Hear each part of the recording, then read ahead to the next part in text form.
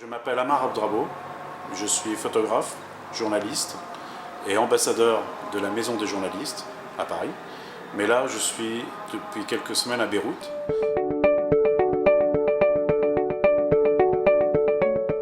Il y a quelques années, quand on m'a demandé d'être ambassadeur de la Maison des journalistes, d'abord j'étais un peu surpris, un peu vexé. Je me suis dit, tiens, c'est vraiment un signe de vieillesse parce qu'un jeune journaliste, on ne demande pas ça. Mais bon, après, très vite, je suis revenu à la raison et j'étais sincèrement fier et ému de faire partie de cette famille, de la Maison des journalistes, parce que c'est une famille, parce que c'est un lieu unique, c'est un lieu exceptionnel, c'est un lieu qui rassemble tous les journalistes persécutés, tous les journalistes, enfin pas tous malheureusement, mais ceux qui arrivent à Paris,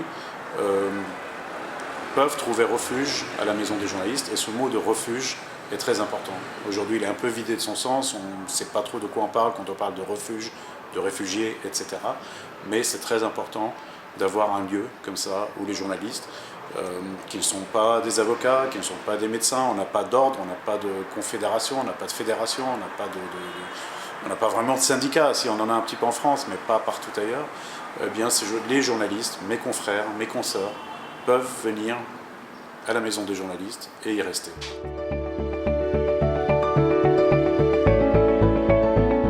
C'est très émouvant à chaque fois d'y aller parce que c'est un lieu qui héberge des hommes et des femmes exceptionnels. Ce sont des héros, ce sont mes héros en tout cas, parce que ce sont des femmes et des hommes qui à un moment ont décidé de parler de ce dont on ne doit pas parler, de s'attaquer à un régime, de s'attaquer à une personnalité, de s'attaquer à une mafia, de faire des photos qui ont fâché, de faire un film documentaire, etc., etc., de nous montrer la réalité.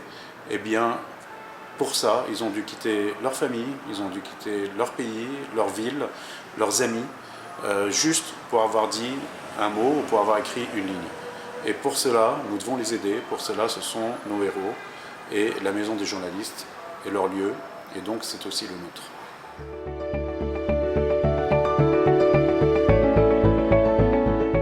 Étant moi-même journaliste, parisien, français, mais aussi syrien, ayant vécu en Afrique, en Syrie, ayant beaucoup voyagé, ayant beaucoup vu ce que les journalistes doivent endurer, ou la censure, ou l'autocensure, etc. Je suis ravi, je suis fier, je suis ému que ma ville rende hommage ainsi aux journalistes persécutés et leur ouvre les bras, et finalement, comme dans la chanson, fasse en sorte que les journalistes aient deux amours, leur pays ou leur ville et Paris.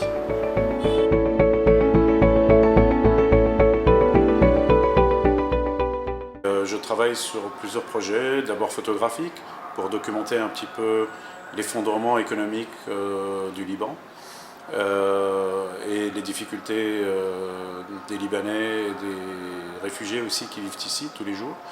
Aussi pour travailler avec un nouveau projet, un projet qui s'appelle Daraj.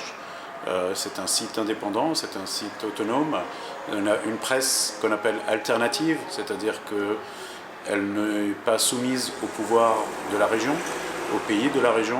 Vous savez, comme moi, certains de ces pays ne sont pas du tout des amis de la liberté de la presse.